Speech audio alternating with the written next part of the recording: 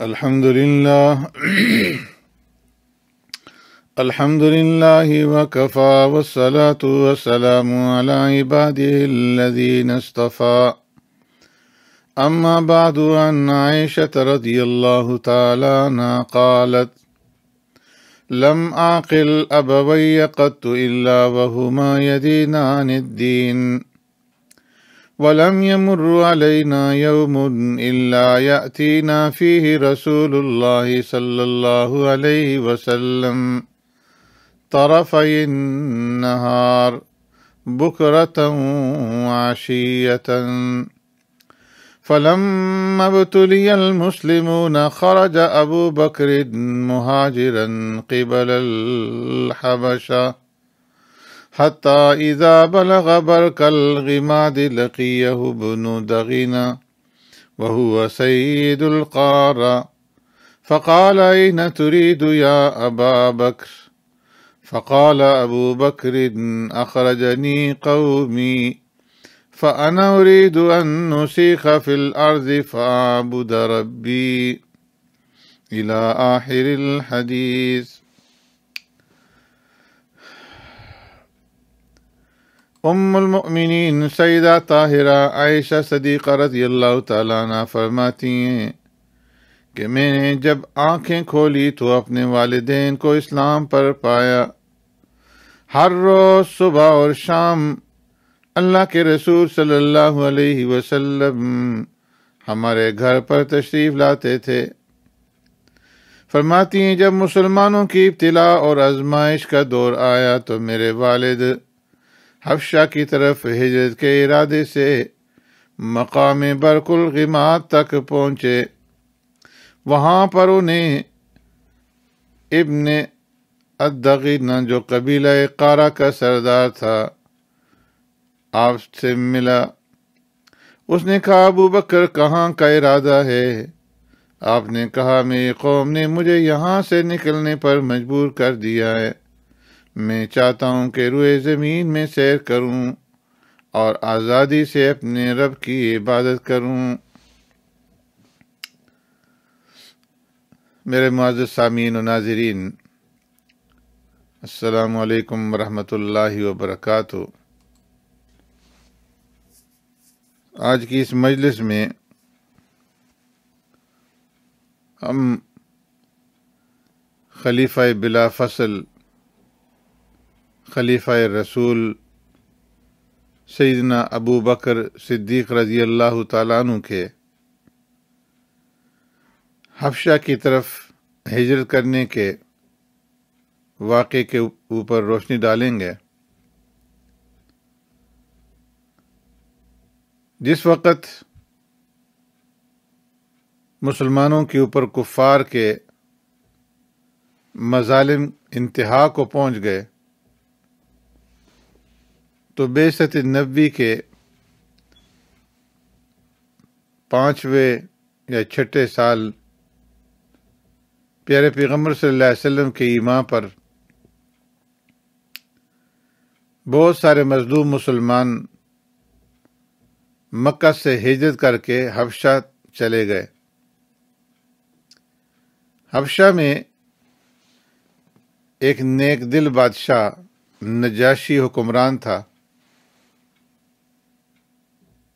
اسی زمانے میں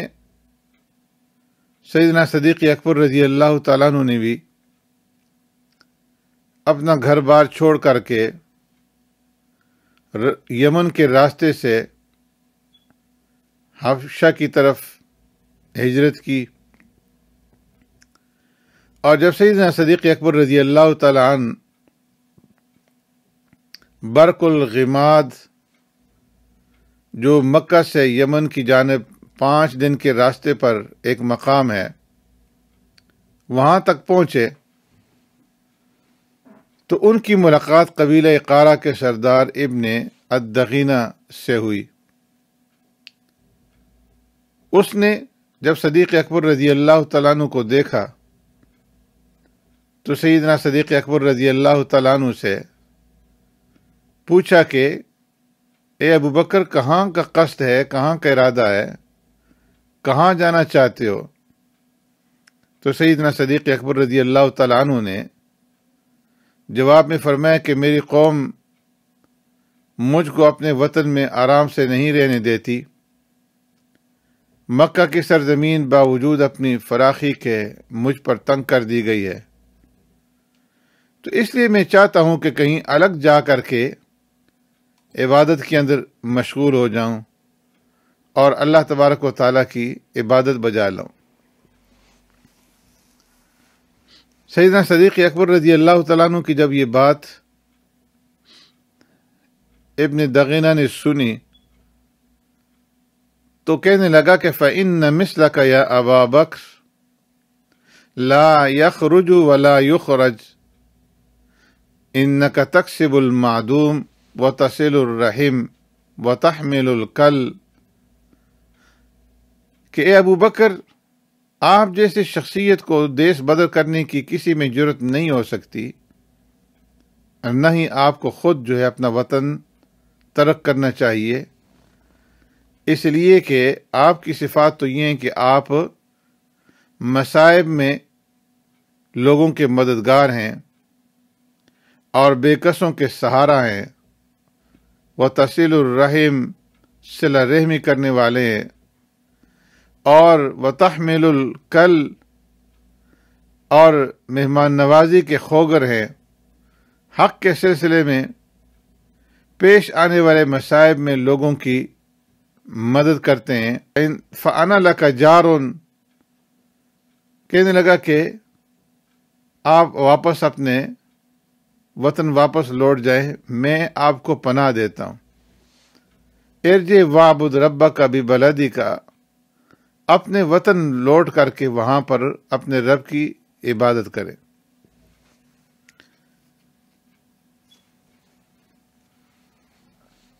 سیدنا صدیق اکبر رضی اللہ تعالیٰ عنہ ابن دغینہ کی اس پناہ دینے کی وجہ سے واپس مکہ مکرمہ لوٹ آئے، اور ابن دغینہ بھی آپ کے ساتھ آیا۔ اس نے سرداران قریش سے ملاقات کی اور کہا کہ ابو بکر جیسے آدمی کو اس کے وطن سے نکلنے پر مجبور کرنا مناسب نہیں ہے۔ تم ایسے شرف اور فضل کے مالک آدمی کو وطن سے نکلنے پر مجبور کرتے ہو کہ جو صلہ رحمی کرنے والا ہے،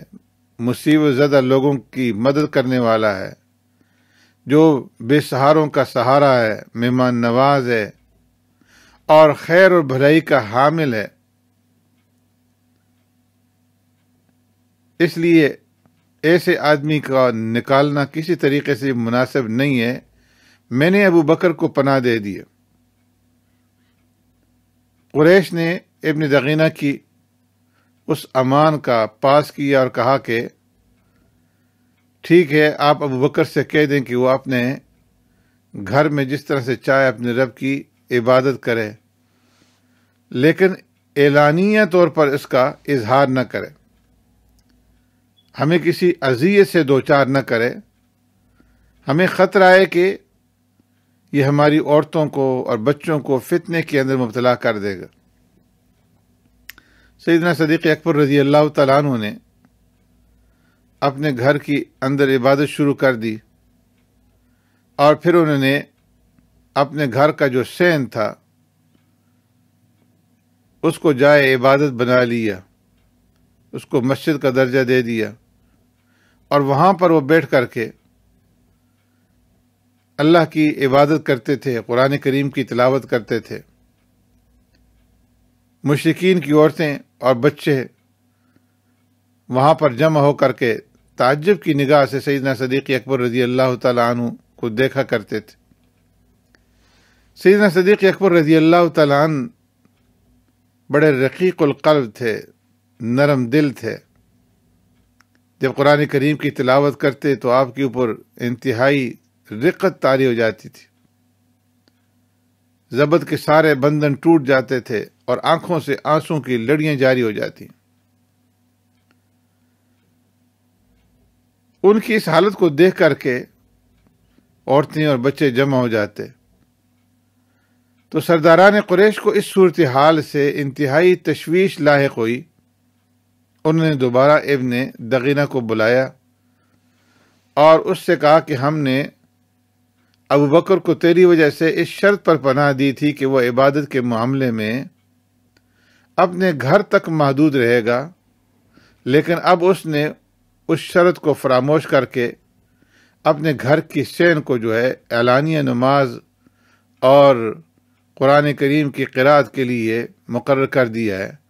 ہمیں خطرہ ہے کہ اس طرح ہماری عورتوں کو اور بچوں کو وہ فتنے کے اندر مبتلا کر دے گا۔ اگر وہ اپنے گھر کی حدود میں رہ کر کے عبادت کرنا چاہے تو ہمیں کوئی اعتراض نہیں، لیکن اگر وہ صحن کے اندر عبادت کرتا ہے تو پھر ہم تیرے عہد کا اور تیرے پیمان کا کوئی پاس نہیں رکھ سکتے۔ ہم تیری امان کو توڑنا نہیں چاہتے، لیکن ابو بکر کے اس اعلانی عمل کو بھی ہم کسی صورت میں برداشت نہیں کر سکتے۔ ابن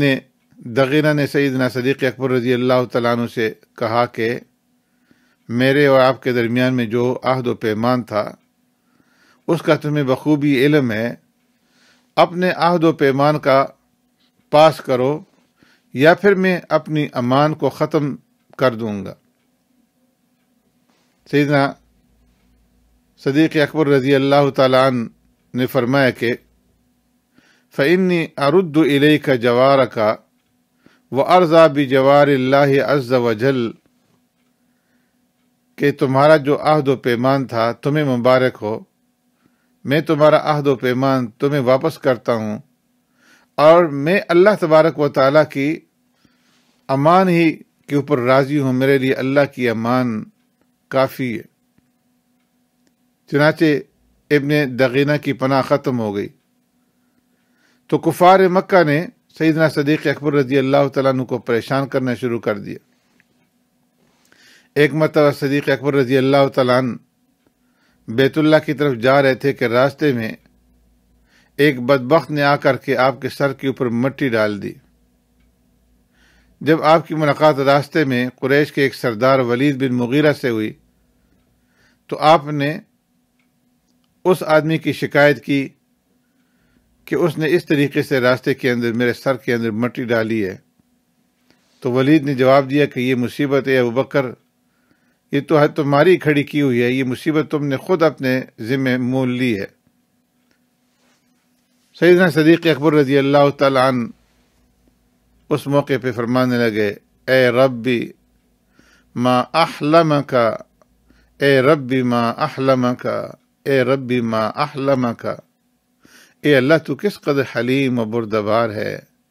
اے میرے رب تو کتنا حلیم و بردبار ہے، اے میرے مولا تیری بردباری کے کیا کہنا۔ سیدنا صدیق اکبر رضی اللہ تعالیٰ عنہ کے اس پہلی ہجرت سے اور ابن دغینہ اور سیدنا صدیق اکبر رضی اللہ تعالیٰ عنہ کے آپس میں بات چیت سے گفتگو سے جو باتیں واضح ہوتی ہیں اس سے معلوم ہوتا ہے کہ سیدنا صدیق اکبر رضی اللہ تعالیٰ عنہ اسلام سے پہلے، بعثت رسول صلی اللہ علیہ وسلم سے پہلے بھی اپنی قوم کے اندر معزز شخصیت تھے۔ اسی وجہ سے ابن دغینہ نے سیدنا صدیق اکبر رضی اللہ تعالیٰ عنہ کو وطن چھوڑنے سے روکا اور ان کی صفات جو ہے بیان کی کہ آپ صلہ رحمی کرنے والے ہیں، مصیبت زدہ لوگوں کے مددگار ہیں اور بے سہاروں کے سہارا ہیں، مہمان نواز ہیں اور اخلاق حمیدہ کے مالک ہیں۔ سیدنا صدیق اکبر رضی اللہ تعالیٰ عنہ نے کسی دنیاوی لالچ اور دنیاوی عہدے اور غرض کی وجہ سے اسلام قبول نہیں کیا تھا، بلکہ سیدنا صدیق اکبر رضی اللہ تعالیٰ عنہ اللہ تبارک و تعالی اور پیارے پیغمبر صلی اللہ علیہ وسلم کے ساتھ سچی محبت کرنے والے تھے، اور اسی محبت کے نتیجے میں آپ نے اسلام قبول کیا تھا۔ سیدنا صدیق اکبر رضی اللہ تعالیٰ عنہ کو سخت ترین آزمائشوں سے گزرنا پڑا، لیکن اللہ تبارک و تعالیٰ کی رضا کی وصول کے لیے انہوں نے ان تکالیف کو برداشت کیا، اور یہاں تک کہ وہ اپنا اہل و عیال، اپنے بیوی بچوں، اپنے وطن، سب کچھ کو خیر آباد کہہ کر کے انہوں نے ہجرت کی نیت سے سفر باندھا، تاکہ کسی ایسے سرزمین کے اندر پہنچ کر کے اللہ تبارک و تعالیٰ کی عبادت کریں جہاں کوئی رکاوٹ نہ ہو۔ سیدنا صدیق اکبر رضی اللہ تعالیٰ عنہ کو اللہ تبارک و تعالیٰ نے بہترین ملکہ عطا فرمایا تھا۔ اللہ کی طرف دعوت دینے کا اسلوب اور انداز سیدنا صدیق اکبر رضی اللہ تعالیٰ عنہ نے قرآن کریم سے سیکھا تھا، اور اسی سے آپ نے دعوتی عمل کے اندر مہارت پیدا کی۔ آپ کے خیالات کے اندر گہرائی، پختگی اور عقلی دلائل و براہین سے آپ سننے والوں کو اپنا گرویدہ بنا لیتے تھے۔ قرآن کریم کی تلاوت جب کرتے تو آپ پر انتہائی رقت طاری ہو جاتی تھی، اور یہ آپ رضی اللہ تعالیٰ عنہ کے پختہ یقین اور اعتماد اور خشوع اور خضوع کی عظیم مثال ہے۔ فرماتے ہیں کہ سیدنا صدیق اکبر رضی اللہ تعالیٰ عنہ کی آنکھوں سے بے ساختہ آنسو جاری ہو جاتے تھے۔ سیدنا صدیق اکبر رضی اللہ تعالیٰ عنہ جیسے زندہ دل اور حساس انسان کا قرآن کریم کی تلاوت کرنا اور تلاوت قرآن کریم سے اخروی زندگی اور ثواب اور عقاب پر یقین بڑھ جانا یقینی تھا، جس کی وجہ سے سیدنا صدیق اکبر رضی اللہ تعالیٰ عنہ پر خوف اور خشیت کا لرزہ جو ہے وہ طاری ہو جاتا تھا، آنکھوں سے آنسو روانہ ہو جاتے تھے، اور ایسے منظر کو دیکھ کر کے دیکھنے والے جو ہے وہ متاثر ہوئے بغیر نہیں رہ سکتے تھے۔ اسی لیے مشرکین کو خطرات لاحق ہوئے کہ کہیں سیدنا صدیق اکبر رضی اللہ تعالیٰ عنہ کے اس عمل کو دیکھتے ہوئے ہماری عورتیں اور ہمارے بچے متاثر ہو کر کے اسلام کے اندر داخل نہ ہو جائیں۔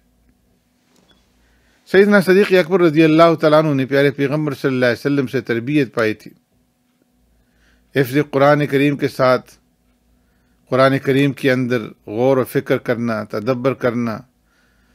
اور پھر عملی طور پر اس کو اپنی زندگی کا معمول بنانا۔ آپ فرمایا کرتے تھے کہ ایو ارض تسعنی او ایو سماء تذلنی اذا قلت فی کتاب اللہ ما لم یرد اللہ، کون سی زمین مجھے پناہ دے گی اور کون سا آسمان مجھ پر سایہ فگن ہوگا اگر میں اللہ کی کتاب کے بارے میں کوئی بات اپنی مرضی سے کر دوں۔ قرآن کریم میں تدبر و تفکر پر سیدنا صدیق اکبر رضی اللہ تعالیٰ عنہ کا یہ قول شاہد ہے، جو انہوں نے سیدنا فاروق اعظم رضی اللہ تعالیٰ عنہ کو وصیت کے دوران کہا تھا۔ سیدنا صدیق اکبر رضی اللہ تعالیٰ عنہ نے فرمایا تھا، ان اللہ تعالی ذکر اہل الجنہ فذکرہم باحسن اعمالہم وتجاوز عن سیئاتہم فإذا ذکرتہم قلت انی اخاف الا الحق بہم وإن اللہ تعالی ذکر اہل النار فذكرهم بأسوأ أعمالهم ورد عليهم أحسنه فإذا ذكرتهم قلت إني لأرجو ألا أكون مع هؤلاء ليكن العبد راغبا وراهبا ولا يتمنى على الله ولا يقنط من رحمتي۔ فرمایا اللہ تبارک و تعالیٰ نے جب اہل جنت کا تذکرہ کیا تو ان کے عمدہ اور اچھے اعمال کا تذکرہ فرمایا اور ان کی لغزشوں اور خطاؤں کو معاف کر دیا۔ جب میں ایسے لوگوں کو یاد کرتا ہوں تو مجھے ڈر لگتا ہے کہ میں ان میں شامل نہیں ہو سکوں گا۔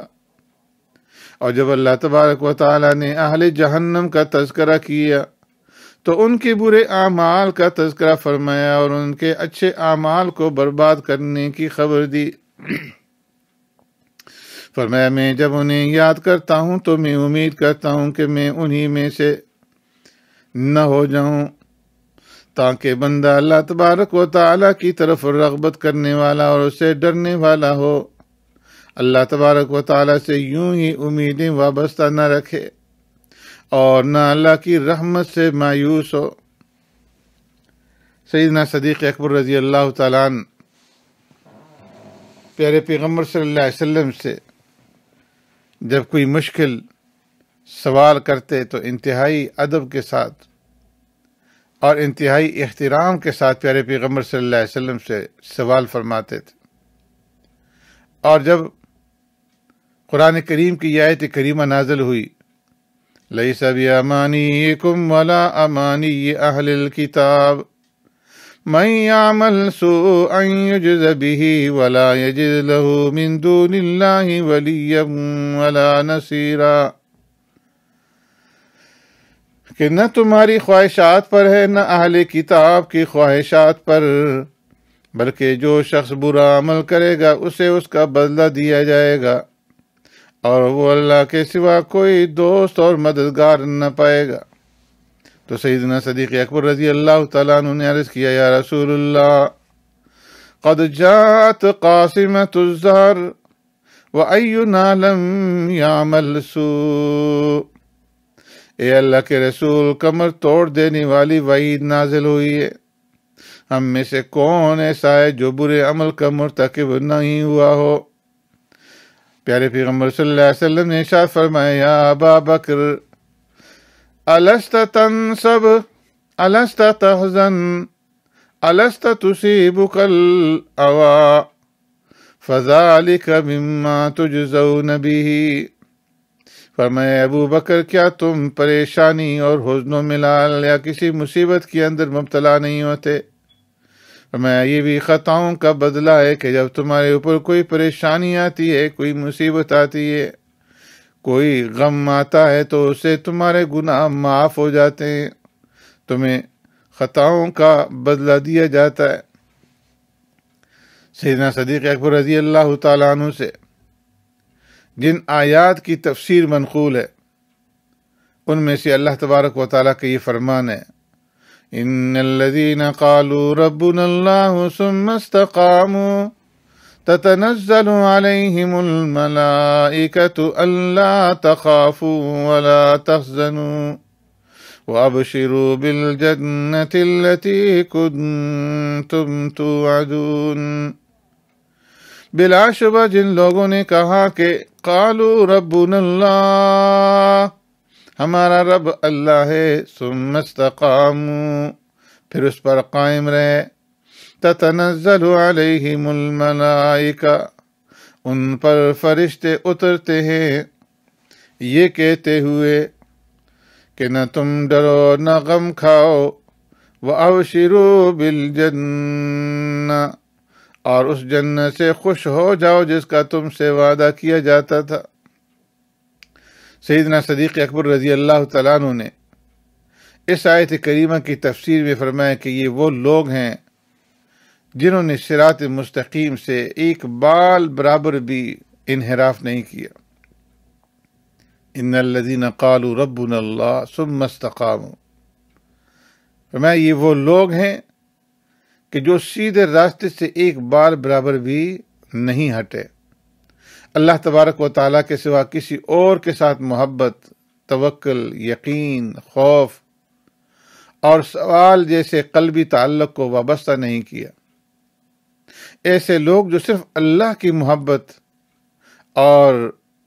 اس کی عقیدت کے گرویدہ ہیں، کسی ظاہری اور دنیاوی فائدے کا حصول یا نقصان کا خوف انہیں غیر اللہ سے تعلق روا رکھنے پر نہیں اکساتا۔ فرمایا یہ لوگ اللہ کے علاوہ کسی سے نہیں ڈرتے، نہ کسی سے سوال کرتے ہیں اور نہ کسی غیر سے دل لگی کرتے ہیں۔ اس لیے فرمایا کہ جو لوگ اللہ رب العزت کی طرف دعوت دینے والے ہوں ان کے اوپر یہ فریضہ عائد ہوتا ہے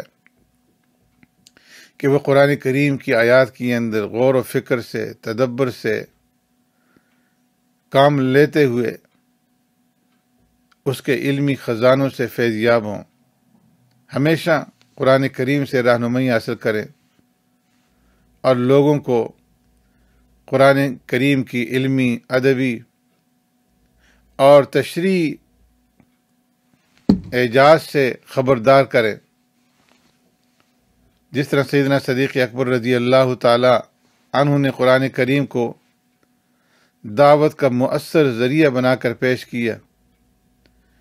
اسی طرح ان کے اسلوب اور طرز عمل کو بھی